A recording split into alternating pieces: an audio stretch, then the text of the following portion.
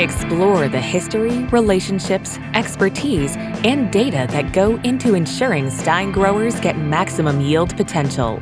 This is the Stine Seedcast.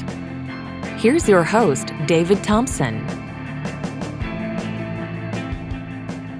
Hello, and welcome to the Stine Seedcast. I'm your host, David Thompson, National Marketing and Sales Director for Stine Seed Company. We've got another great episode lined up with special guests, expert insights, and discussion on everything you need to know about maximizing yield potential. On today's episode, our special guest is Mark Johnson, Stine Corn Technical Agronomist. Welcome, Mark. Hey, how we doing, David? Born and raised on a family farm in West Tennessee, Mark understands the intricacies of row crop production. As a corn technical agronomist, Mark leverages his strong agronomic background and skill set to evaluate products that come out of Stine's breeding and research program before they make it to market. His knowledge and expertise ensure that he's equipped to provide agronomic support to our sales team in the South Central United States. Today, we're going to learn more about Mark's background in ag, his takeaways from the 2023 season, and his advice for growers heading into 2024. So let's get started.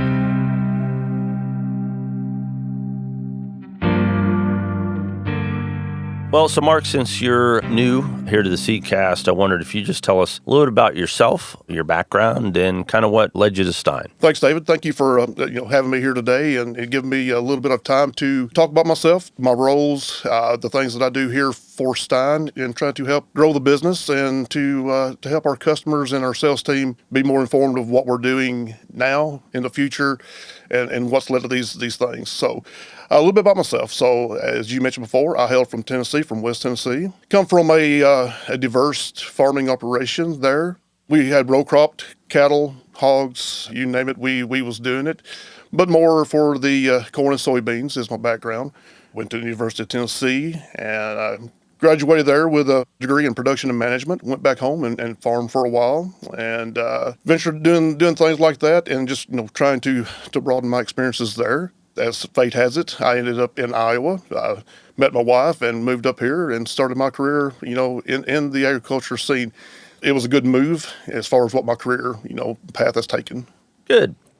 So today I want to talk a little bit about, the season that was, right? So with 2023 kind of in the rearview mirror, I wanted to talk to you about what did we learn, or maybe more importantly, what should we have learned from the growing season? What are things that went right? What are things that maybe we could have done better overall?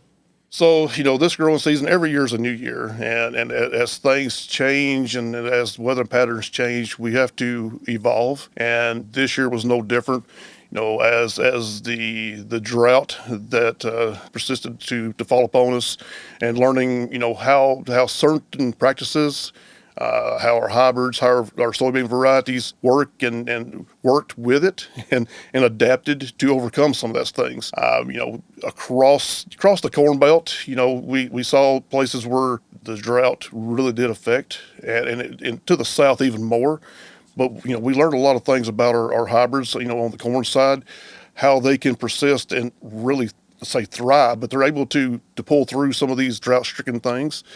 There's places where the yields were really good. And talking to people outside my area that I cover, there was concerns, even from my past jobs that I've had, I'm still in contact. I get phone calls and they ask me some of my opinions about, what may be or what might not be happening. And then, follow-up calls through harvest, the yields were still there. And, I think it goes back to breeding, to what we're doing with our corn genetics and how we progressed over the years. There are certain genetic breeding that they target drought resistant. There's different companies have different things, but I think in general, I think the genetics have improved, not necessarily having the drought resistant or drought genes to help combat that. I think just that in general, the genetics have improved where we can get past some of that. And when we look at that, and we look at soybeans too, I think some of the same way. Soybeans can adapt to them situations too in a lot better way than what corn can. But we still need it. We still need rain. We still need moisture to make all this happen. Yeah, and I think what you said is true.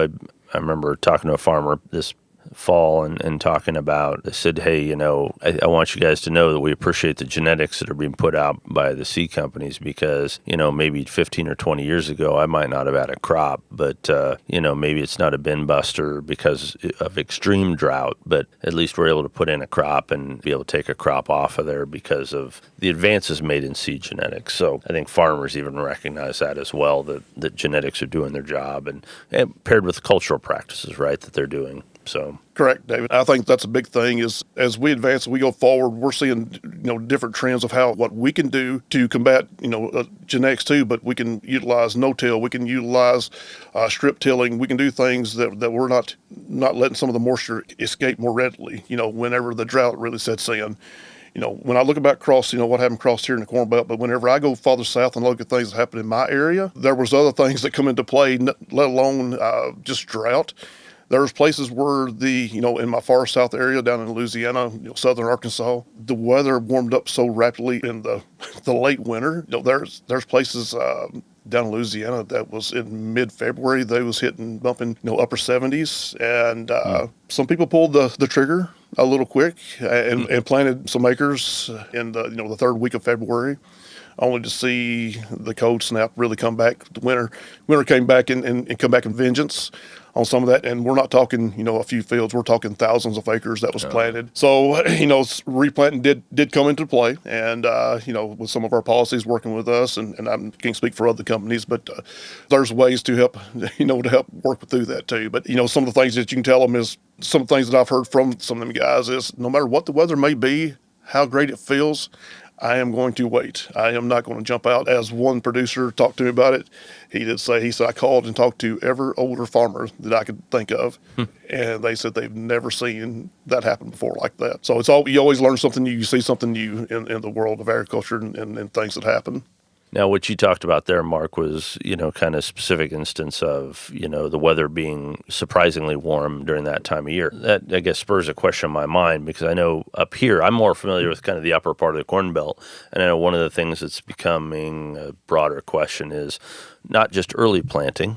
I mean, the trend is toward planting a little earlier. And then now the thing is planting soybeans earlier and earlier. Is that trend also taking place in the kind of the southern part of the United States? Yes. So, yeah, that's a simple one there too. It used to be where, it was plant corn, wait 2 or 3 couple of weeks if you got your corn in early, and then plant soybeans. But that seems to be they're following the same pathways where farmers now may have a corn planter, may have a bean planter, and if they have the manpower, they're pulling them both at the same time. And as we're seeing that the yield potential is increasingly, if you can get them in the ground in good growing conditions, it's not a bad thing to do. But I will say, planting soybeans earlier versus corn, there's other obstacles that you have to plan for, and that goes back to some things later that we'll talk about. That what do we do to combat, cold soils or damper soils that may play into effect with soybean planting, some of the risks that may come with that, and building a program around that. Well, so the new year is, I guess, a time for looking ahead. So agronomically speaking, Mark, what sort of New Year's resolutions should corn growers be looking to make as they prepare for the 2024 growing season? There's things that you can do, as a producer to going into your new year to the new growing year. Every year is different, and we've seen that there's been trends. I think right now we are in a drier, maybe a little bit warmer trend that we've been seeing over the last few years. It comes in waves. That trend may run another year or two, then we may fall into a more of a damper, a cooler one.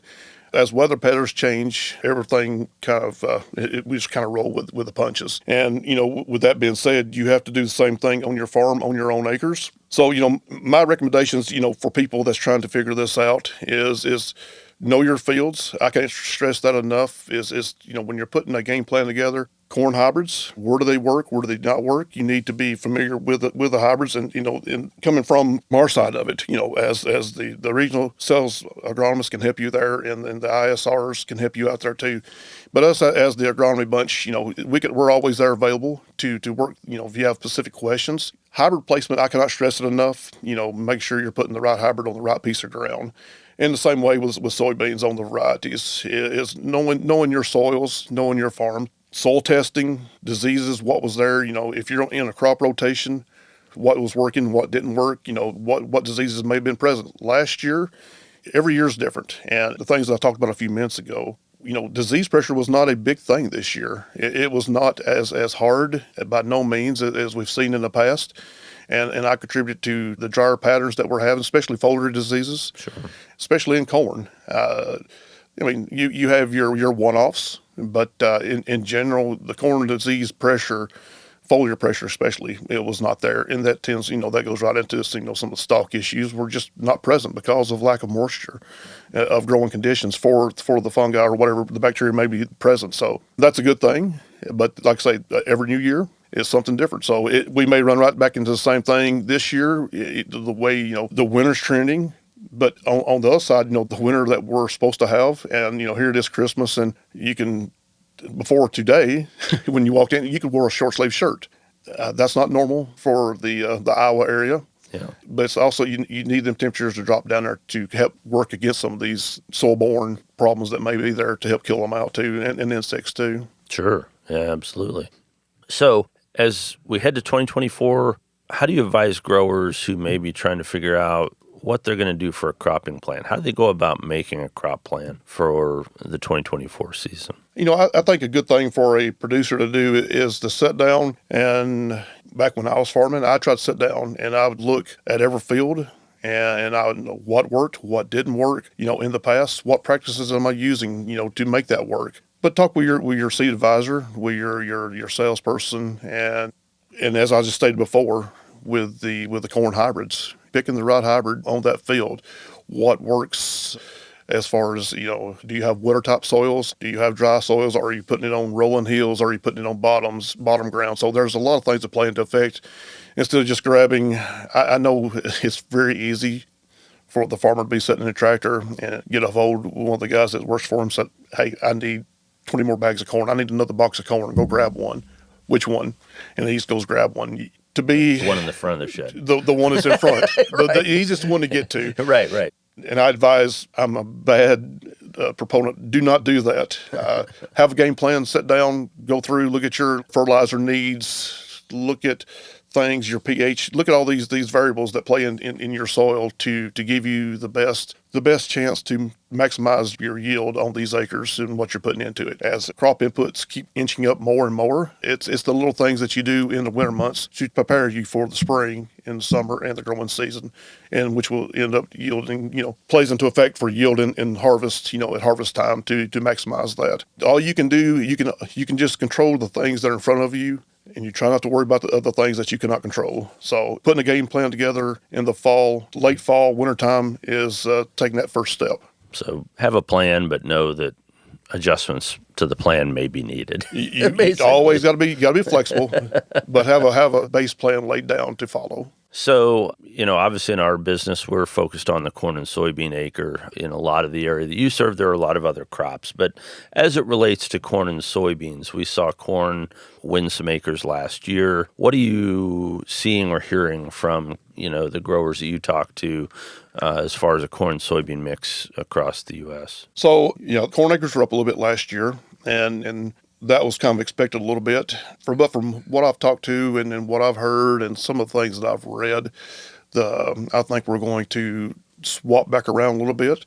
I think some of the corn acres are going to drop down, and I think a few more acres will be turned back to soybeans. With the input cost of corn coming into play, I see where the corn acres will probably, from what I understand, probably may drop somewhere, 3.5% down to 4%. And soybeans would reflect and take some of them back, back up around 3.5% more on acres across, with the corn prices, where they're at, and don't see to rise in the future and as much as they'd like to see. And like I say, the inputs just start inching up even more and more. Soybeans may be a better option as far as, the ROI and the cost of doing everything. Yeah. So it could play out that way, even down in parts of Arkansas where they do have rice that's grown, and that is one of the primary things in that area, in that delta down there is rice. They tend to, when they do rotate out for corn, they're putting it on some of the better ground. Most everything down there is flood irrigated, so it gives options to rotate into a corn/rice rotation. But even that being said, I still see some of them acres down there staying back with rice too. Yeah, because obviously in the upper Midwest, it's usually just a straight up battle between corn and soybeans. But Correct. in other parts of the country, there's other crops that come in and hold a lot of sway. So it's a little more complicated picture there. So talking specifically about, the agronomy department here at Stine, I mean, what are some of the projects that kept the agronomy team busy in the 2023 season? So the agronomy department kind of changed gears a little bit of what we're doing and what we're trying to look at. Whenever I come aboard last year, so this has been a learning year for me to learn the products, to see how they work in different environments, different locations. As I may not have stated earlier, but I cover Missouri, Louisiana, Arkansas, Oklahoma, Kansas. So I get to see different aspects from the plains of Kansas to the Delta down in Arkansas and Louisiana and everything in between. We put, as we say, the PDPs, but the product development plots, as you stated earlier, David, that as a technical agronomist, I'm looking at stuff coming from research, and we're looking at it before it goes into the commercial side. So we have these plots scattered around, different regions, and we're looking at them, see how they work in certain geographical locations, and then how that plays into the footprint of what Stine's doing and how we can adjust and look and see what's coming to the market what we're bringing to the market to be the best for our customers. So that was a major component. We put these plots in just like any other plot, but we was in these, back in these PDPs, we was in them probably every 3 to 4 weeks. We were in them taking notes, walking, evaluating. And as we do this, we still get together and we compare notes and look at how it's doing, say, in my area versus Tony's area up north here in the Corn Belt versus Bill's area back to the east and to the southeast. So we was constantly comparing notes, and we put all that data together and gives us something to go off of. Will hybrid A work, let's say, in Arkansas, but will also work in the lower part of Ohio or in Mississippi. So it's a learning tool to see where we can actually progress and get better and bring better hybrids, instead of just looking at certain smaller footprint where we're expanding it out to get a better feel of where it works and where it doesn't work. Yeah, I mean, like you said, the product development plots new in 2023, and I guess we're really excited to see the outcome of that. Of course, we have some great elite trial data, on a lot of these genetics, but the PDPs give, I think, all of us an opportunity to see it with our own eyes in our environment. Probably more than anything, we know the genetics are good, but now the question is probably more specifics around placement, right? Where should we be using it? Yeah. And I think these product development plots give you guys a great opportunity to look and see these products in their native environment, be able to start to make some, ideas around recommendations. Yeah, what works, what doesn't work in said area versus just, throwing it out for the big footprint. It gives the sales team to give their customers a better feel of what works and what doesn't work after they see it, somewhere closer to their geographical locations, as I said earlier. And we also use some of the same things that we use some of these PDPs to help training the ISRs, the RSAs, to let them get a hands-on look at it and walk it, touch, feel, and they can make an opinion for themselves too. Also they see it and just being able to, I think, to walk and touch and see it growing, because it's available to them anytime they want to go look at it, because they know where the plot locations are at, whether I'm there or not. But I do have someone come out, if I'm going to be in the area, they may come and walk the fields with me, and we'll just talk corn as we're walking, and what I'm seeing and versus what they see, just another set of eyes on it. So in that way, also being used as a demonstration plot to be able to get firsthand experience in seeing these products. So with that, I guess looking ahead to the 2024 growing season, what's the agronomy department looking forward to for 2024? Yep, we'll be doing the same thing again with the PDPs on the corn side. We might expand just a little bit more. We're trying to look into that as our footprint's expanding. As we're adding new ISRs in certain regions, certain areas, But we're also going to, we did very little of this on the soybean side. It was not as broad as what it is we did with the corn. So we're going to do the same thing on the soybeans and expand the PDPs to be full sets in maturity ranges and put them in some of the same areas that we're doing with the corn. So we're going to be able to take a better look at some of our new lineup and our new series that's coming out, that to gain more knowledge, to be more informed, and to help the sales team to be more informed come selling season, come next fall. They'll be more in line what's working, what doesn't work, and give them the confidence to go out there and be confident in what they're selling and make sure they're bringing the best products for our customers. Good. So as far as like the corn product development plots, do you guys have a goal for how many of those you're hoping to have? Oh gosh, David. If you don't have it, that's fine. No. I'm trying to remember off the top of my head. I think we're in the 50 to 60 range is probably where we're going to be at. And the soybeans are going to be probably one per region is what we're shooting for. We might get a little bit more. We're more limited on seed stock as the new series of soybeans come through of what we can put out there. So in certain areas, we'll have a little bit more seed. In certain maturity ranges on the soybean side, we have less seed stock for that. Sure. But it's better to get more is better, more touch points, more things that we can evaluate, the more informed we can be of it. And those product development plots are replicated and kind of in sets. And so that data can be kind of nicely overlaid so that we can get some good data across multiple reps, multiple locations, right? Correct. The technical agronomist, Bill Kessinger, he did a great job putting together a spreadsheet that has it listed. We had a full maturity range, full mid, early, and we had these put together, and we had it listed across there where we scored, we put notes in, and then these are all compiled together. We have like a grand total of what it's put together, from everybody and how it all funnels in together. It's pretty complicated spreadsheet, more than I want to mess with, and that's the reason we had Bill working on that. So he's very good at working on spreadsheets. But it gives a master list of kind of everything that we've seen compiled and put together with the notes all at one place. And it just helps to when we're talking to the sales team, or when we're doing some of our post-harvest meetings, we can say what it did in our area, because there's always people wondering, well, it works here. Is a lot of times that's all that really matters to them guys or ladies, but they also want to know what's it actually doing, in other places. Is it good enough to move to other places? Is it something that's going to be around? And I'm talking about more of the experimental side of the products that's coming. And it's good to see that I can pull it up. I can hit a few tabs and here's what it's doing. Let's say, 2 states away, or, you're still on the same parallel as far as if I'm in Arkansas, what it's doing in Tennessee, or what it's doing, back to the West. Just a little bit of shift in geographical locations. But it's good to be able to pull that data out and to talk about it. Well, and that's what I like about the product development plots is, again, I think they're a nice pairing with, because we have our elite trial data, multi-rep, multi-location, multi-year, which I think does a fantastic job of showing you the genetics are going to do well across a wide swath of the United States, right?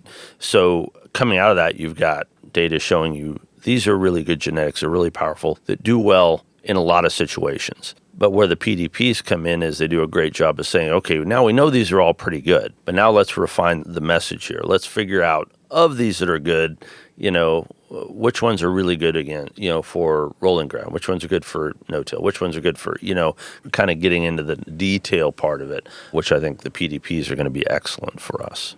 As we build our database on the PDPs, but I can say, looking back from right now and comparing some of the elite trial data, the elite trials, the data that's coming in, and some of the stuff that we saw in the PDPs, you can lay the overlap in between them and see some of the same things that told the same stories. And as we picked a few hybrids, going forward for next year, going into production plans, they're the same.